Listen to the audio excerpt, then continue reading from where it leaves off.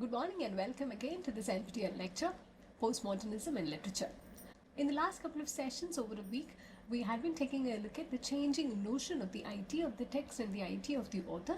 And we especially took a look at Barthes' essay, Death of the Author, and also we are now in the process of taking a look at analyzing Foucault's What is an Author, two texts which have radically challenged the author's control over the text. In continuation with our discussion of Foucault's What is an Author, we have already taken a look at the ways in which Foucault begins to highlight the notion of the author function, where he talks about the characteristic mode of existence, circulation and functioning of a certain discourse within society, and how he shows rather succinctly, rather clearly, how the author function is also related to various discourses which manifest within particular discourses in society.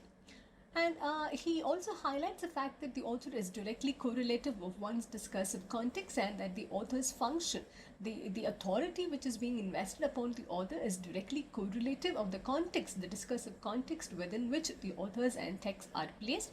And eventually he also leads us to be convinced that it's the author function that authorizes the idea of the author. And here he takes the attention away from the proper name of the author, from the personality of the author, towards certain functions, certain particular roles that the author figure performs in different discursive contexts. Having said that, Foucault sets out to analyze this author function as we have just described it. And he goes on to ask this question: in our culture, how does one characterize a discourse containing the author function? In what way is this discourse different from other discourses? If we limit our remarks to the author of a book or a text, we can isolate four different characteristics. So this also incidentally frames the crux of Foucault's essay, What is an Author? And here we begin talking about the four characteristics that Foucault has detailed in this particular essay. First characteristics outlined by Foucault is by identifying particular texts as objects of appropriation. Here he is drawing your attention to the legal and institutional systems which have played a very significant role in identifying the aspects of ownership and the aspects of authority in connection with the author and the text. Here we may also recall the rise of the printing press after the Reformation, and how the dissemination of various religious texts challenged the authority of the Catholic Church during that time across Europe. And here we are also being alerted to the fact that there was a point of time in cultural and literary history where the idea of the author was not very significant. In other words, there were a number of folk tales, there were a number of texts which were getting circulated under the tag of being anonymous. The name of the author was not very significant to understand what the text is, to interpret the text, to situate the text within a particular cultural context. But later the situation changed. Foucault reminds us, in the spirit of being a historian, he reminds us that later the entire scenario changed, and the legal and institutional aspects began to play a significant role in identifying, in appropriating particular texts with particular authors. And the term that Foucault uses for this is penal appropriation. And then he also talks about how subsequently authors became subject to punishment. So here there is a very direct connection that he makes between the text and the author, and how by appropriating, by attributing a particular text to an author, there is also a way in which the author is being subject to punishment, so that the transgressive form of writing could be identified and quite appropriately punished. And here I read from Foucault's essay: in our culture, and doubtless in many others, discourse was not originally a product, a thing, a kind of goods. It was essentially an act placed in the bipolar field of the sacred and the profane, the illicit and the illicit, the religious and the blasphemous. Here, if you're familiar with the history of English language and literature and the European intellectual tradition, we are also being made alert to the fact that there is a historical trajectory to this identification of transgressive literature. There is a historical trajectory, an intellectual tradition which could be traced back to this act of punishment, this act of responsibility being bestowed on the figure of the author. and subsequently Foucault also sums up, historically it was a gesture fraught with risks before becoming goods caught up in a circuit of ownership.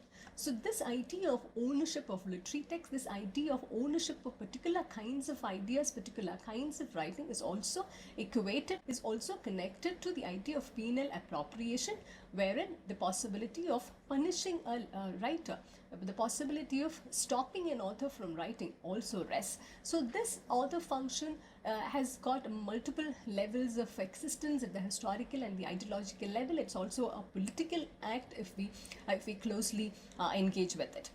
And Foucault further writes, once the system of ownership for text came into being, the possibility of transgression attached to the act of writing took on more and more the form of an imperative peculiar to literature.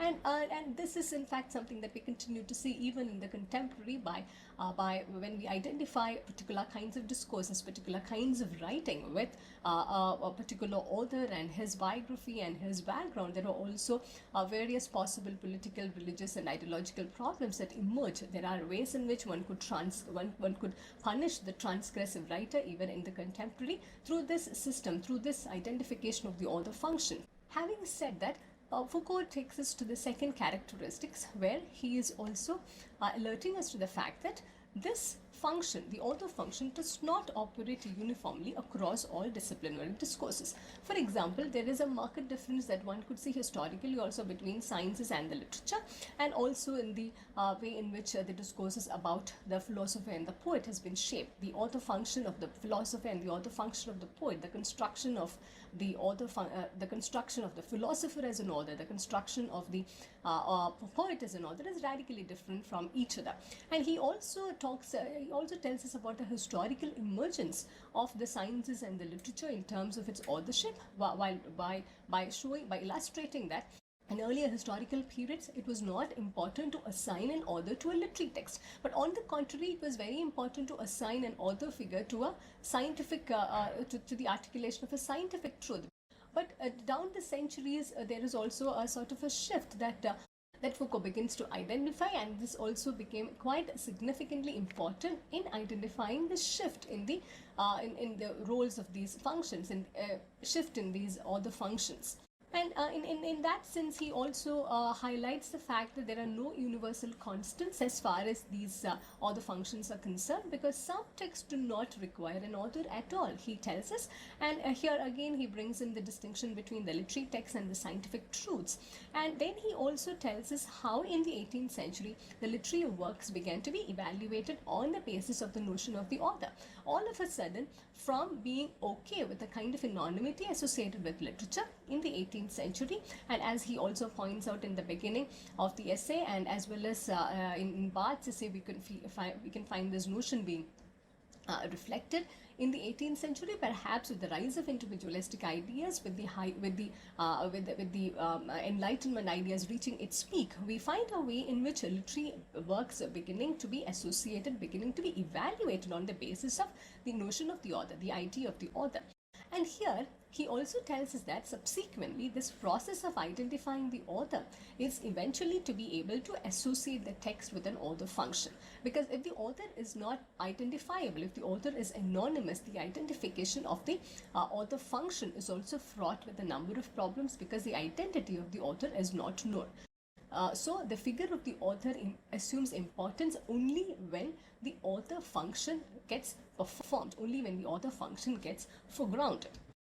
Now Foucault draws our attention to the third characteristic and tells us it is rather the result of a complex operation that constructs a certain being of reason that we call author. Now Foucault draws our attention to the third characteristic and says the third characteristic of this author function is that it does not develop spontaneously as the attribution of a discourse to an individual. So here he is also drawing our attention to a series of precise and complex procedures that this emergence of the author function undergoes. And here he also is trying to perhaps tell us that this is a rational construct. And by way of illustration, Foucault also tells us we do not construct a philosophical author as we do a poet. And he also draws our attention to the ways in which this this idea of the author function, the ways in which particular functions are assigned to the authors. It could be traced back to the Christian tradition, and also he uses, by way of illustration, the 4 criteria used by Saint Jerome. In his own words, how can one use the author function to determine if one is dealing with one or several individuals? Here we are also being given to understand that there is also a number of possibilities of the ways in which one could talk about the author. Sometimes one text or more than a text would be associated with an author, and sometimes a range of texts and an entire discourse would be associated with the author. So when we are talking about a range of texts, a range of writings produced by the same author, how do we engage with it? How do we assign this particular author function? So here he uses the 4 characteristics, the 4 criteria proposed by Saint Jerome. And to quickly sum up the 4 criteria, firstly, the author function also functions as a label of a certain standard level of quality. For example, there could perhaps be a grocery list written by the poet Thomas Stearns Eliot. There is also the work, the major work produced by T.S. Eliot, The Wasteland. So both are not judged, both are not being looked at with the same set of judgment, with the same set of evaluation. They are certainly placed at 2 different pedestals, and we also find that one qualifies more as a legitimate work of T.S. Eliot than perhaps a grocery list or a list of reminders written out by him. And secondly, the author function also denotes a field of conceptual or theoretical coherence. And this is also a method through which one can eliminate conflicting or contradictory ideas from a particular discourse, from a particular a set of texts, or from a range of discourses. And this also gives us, gives the author function the additional burden, the additional responsibility of isolating only the things which could conveniently be brought under one rubric. And thirdly, there is a requirement of a stylistic uniformity, which is quite similar to the second point, the second criteria are being put forward. And fourthly, the author function also ensures that the author remains as a definite historical figure. And through these 4 criteria, which are detailed out further in Foucault's essay, he also draws our attention to some trans-historical constants in how authors are culturally constructed. So here, through a very systematic argumentative fashion, Foucault is highlighting the fact that author is a creation, author is a construct, author is a cultural construct, which is also a product of a range of discourses, a range of shifts in the knowledge systems and in the intellectual tendencies. And fourthly, when he talks about the characteristics of the author function, fourthly, the author function does not just refer to a single individual. In fact, it gives rise to multiple selves and a series of subjective positions. And this would be further elaborated when Foucault talks about the trans-discursive position. But to give a brief overview of what he means by what he means by this, it's perhaps it would just suffice to think of the works of Freud or Marx, in whose works we also find the possibility of the other texts emerging. In other words, Marx's writing or Freud's writings are not just about their own writings, but it's also about how the one particular text that they produced had the power, had the possibility to produce other texts, other discourses, and perhaps an entire new paradigm of knowledge, an entire radically new form of thinking, a new system of thought into being. And having spoken about at length about these 4 characteristics, Foucault also gives a rationale for focusing on only these four characteristics, and he says, no doubt analysis could discover still more characteristic traits of the author function. I will limit myself to these 4, however, because they seem both the most visible and the most important. And see, he again goes on to summarize the 4 traits in a single paragraph. And Foucault then draws our attention to a certain problem which is inherent in his own treatment of the subject of the author, and the ways in which he goes on to unpack the idea of the author within particular discourses. He tells us, up to this point, I have unjustifiably limited my subject. I have discussed the author only in a limited sense of a person to whom the production of a text, a book, or a work can be legitimately attributed.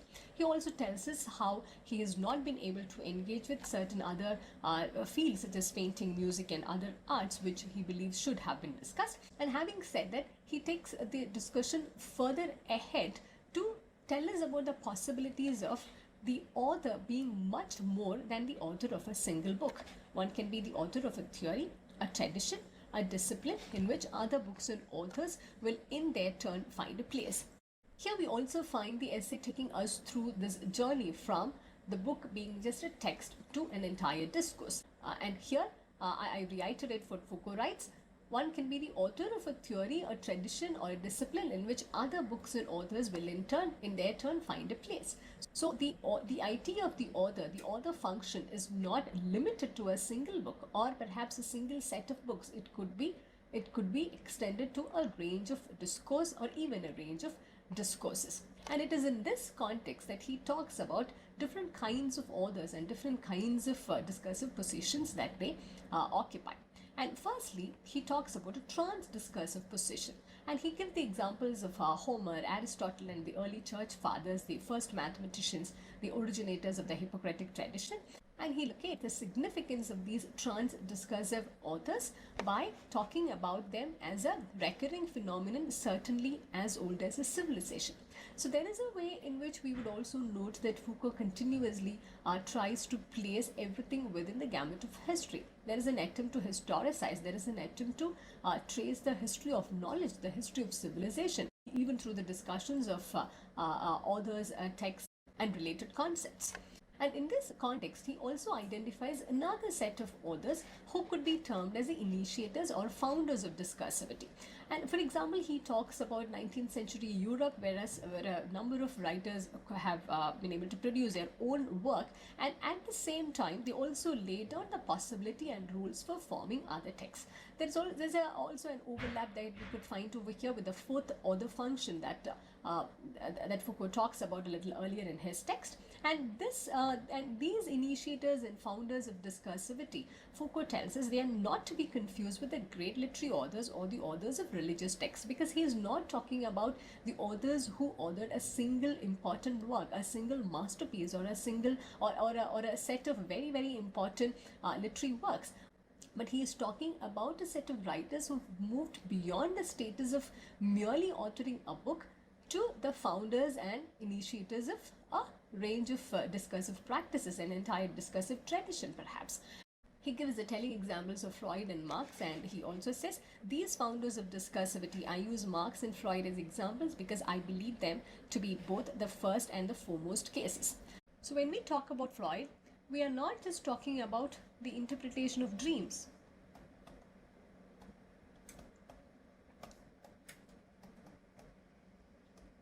And when we talk about Marx, we are not talking about Das Kapital alone. On the contrary, as Foucault puts it, Freud is not just the author of the interpretation of dreams or jokes and their relation to the unconscious. Marx is not just the author of the Communist Manifesto or Das Kapital. They both have established an endless possibility of discourse. And when he talks about this endless possibility of discourse, he is not excluding all other kinds of writers over here. In fact, he also gives the interesting example of Anne Radcliffe, who is an early Gothic fiction writer. He also talks about how Anne Radcliffe made it possible for other kinds of Gothic stories to emerge. But nevertheless, he makes a very significant difference between Freud and Marx and writers such as Anne Radcliffe. Perhaps Anne Radcliffe also, just like Freud and Marx, there were a number of analogies that we could identify after her initiation into a Gothic fiction writing. But however, what makes Freud and Marx is radically different from writers such as Anne Radcliffe is that there are also any number of differences and divergences that their work had also given rise to. It was not just about similar kinds of works that came, similar kinds of texts and discourses that came into existence after the Freudian and Marxian ideologies dominated, but it was also about the ways in which a range of texts, a range of discourses were also able to depart from what Freud and Marx spoke about. And here he also draws another parallel with scientific endeavor and says this could be quite similar to the founding of scientific endeavor, and gives the example of Galileo. At the same time, Foucault also identifies a notable difference. In his own words, in the case of the science, the act that founds it is on an equal footing with its future transformations. This act becomes, in some respects, part of the set of modifications that make it possible. But in contrast, the initiation of a discursive practice is heterogeneous to its subsequent transformations. So here, while drawing a parallel between the initiators of discursive practice and the initiators of scientific endeavors, he is also aware of the ways in which they differ from each other. And he further explains, in other words, unlike the founding of a science, the initiation of a discursive practice does not participate in its later transformations. And he sums up this section by saying, to phrase it very schematically, the work of initiators of discursivity is not situated in the space that science defines. Rather, it is the science or the discursivity which refers back to their work as primary coordinates. Here he is clearly privileging the initiators of discursivity over all other kinds of scientific endeavors. So what do these discussions eventually entail? Prior to this moment, the author was constructed as a center in order to establish a unified meaning from the text. But now the text itself becomes a meaning. And the author, or the unified subject, in Foucault's discourse, we find being displaced from the center but not removed entirely. We also find certain significant departures from Barthes' Death of the Author.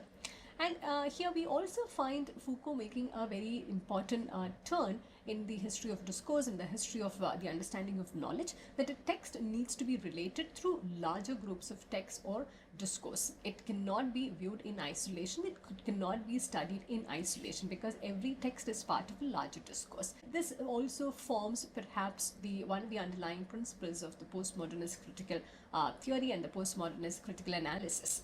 And towards the end of his essay, Foucault tries to sum up many of his arguments by highlighting the fact that the author is also an ideological construct. In his own words, the author is not an indefinite source of significations that fill a work. The author does not precede the works. He is a certain functional principle by which, in our culture, one limits, excludes, and chooses. In short, by which one impedes the free circulation, the free manipulation, the free composition, decomposition, and recomposition of fiction. So here, by identifying author function, identifying the idea of the author with a set of traits which are also responsible for imposing limits, for excluding one and choosing the other, Foucault is also making us aware of the various ideological levels at which the function of the author performs. And he again reiterates this idea that the author is an ideological product. And he also, just like Barthes towards the end of his essay, pronounces the death of the author. Here, in fact, we find Foucault presenting the author in such a way that his function is reduced to being quite irrelevant. In his own words, I think that our society changes at the very moment when it is in the process of changing, the author function will disappear.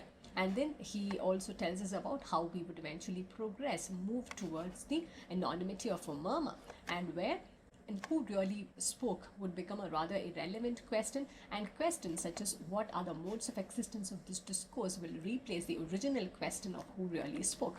Here, in fact, he is also responding to one of the original points that he began with, where he quoted Beckett and asked us this question: what does it matter who is really speaking? And here he also talking about the alternate set of questions which would be foregrounded once the relevance of the authorial voice is completely negated. And he sums up and he ends this essay with this final note, the same note in fact that he began with: what difference does it make who is speaking? And here it's perhaps just a paradox that the essay also ends with a sort of a tribute to Beckett, to whom he alludes right at the beginning of his essay. Having taken a look at this essay by Foucault, what is an author, we also realize that Foucault's attack on the author compared to the attack made by Barthes on the author is more powerful, though Barthes actually pronounced the death of the author. because Foucault is more aware of the author being implicated in a discourse as an ideological figure who is also eventually linked to a cult of personality. And maybe it's a useful exercise to also very briefly take a look at how Foucault's articulation, what is an author, differs radically from that of Barthes' Death of the Author. Though both of them do believe in certain fundamental premises, it's useful for the purpose of analysis to delineate some of the basic differences as well. Barthes seeks to criticize and supersede the author figure, but Foucault problematizes that figure, and he also places the author as a site of inquiry. And secondly, in Barthes' essay, we find that a certain kind of a binary is being created between the author and the reader, where the birth of the reader is at the cost of the death of the author. But in Foucault's analysis, the author is a construct of the reader. He is a cultural construct who is also the product of the kind of functions that the reader attributes to the author. And in Barthes' framework, we can see that he is limited to the ideas of literature and literary criticism, but Foucault succeeds in extending the problem from imaginative literature to the domain of non-fictional writing. And this is also evident in one of the first statements that Foucault makes in his essay. The coming into being of the notion of author constitutes the privileged moment of individualization in the history of ideas, knowledge, literature, philosophy, and the sciences. So here we also find that there is a way in which Foucault includes all kinds of knowledge system, all kinds of disciplines into his realm of discussion. And finally, while Barthes locates the text against the book, Foucault attempts to talk about this move from the text to discourses, or rather the location of the text within particular discursive formations and discursive practices. Having said that, perhaps it's also interesting to take a look at some of the paradoxical gestures that both of these essays also foreground. It's hard to miss the fact that the death of the author itself is an authored event. The authorial signatures of Barthes and Foucault are very much evident in our discussions related to the death of the author. Thus says Adrian Wilson, a contemporary literary critic and theorist. And there's also another paradox that is really hard to miss. There is a selective privileging of certain writers, such as Stefan Mallarmé or Samuel Beckett.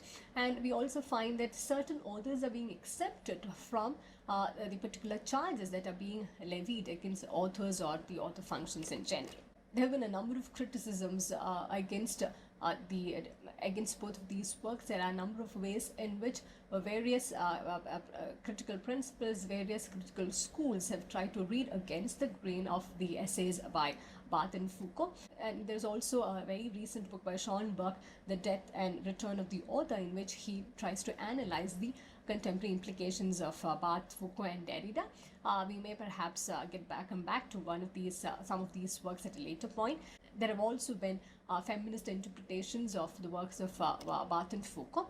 And it's also at this point interesting to note that a number of feminists have reacted to Foucault's and Barthes' essay because the death of the author, or perhaps the disappearance of the author, they thought may not always work in their favor, because historically men had been more privileged in the field of writing than women, and just when women begin to articulate their voice, to say that the author has died or that the author function does not exist anymore is also to take away the newfound privileges from women and other minorities.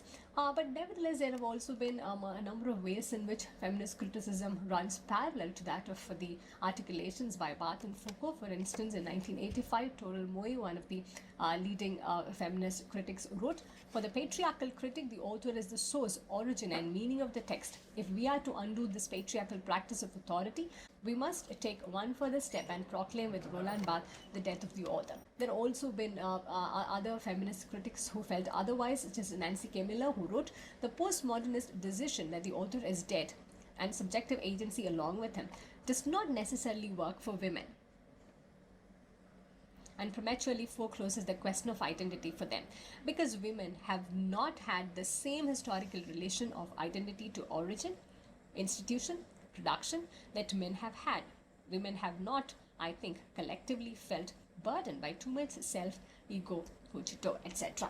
In spite of these varying contested views, it is important to continue to look at how post-structuralism has informed the basis towards our understanding of postmodernism, because it is within the concerns and the intellectual conceits of French post-structuralism that we continue to locate postmodernism in the contemporary. In that sense, in the coming sessions, we shall be looking at some other post-structuralist writers such as Jean Baudrillard, Edward Said, Jacques Derrida, and also, of course, Lyotard, who gave perhaps the first ever definition of postmodernism as the end of meta-narratives. And in tune with what we have just highlighted, we shall also be taking a look at the alternate views in connection with the postmodernist approaches. This, of course, perhaps would help you to engage with these diverging practices and these contrasting views to eventually develop your own idea of postmodernism. And I also hope that the discussion of these two texts, Barthes' Death of the Author and Foucault's What is an Author, would also help you develop a taste for this kind of critical reading and also for critical analysis. Thank you for listening, and I look forward to seeing you in the next session.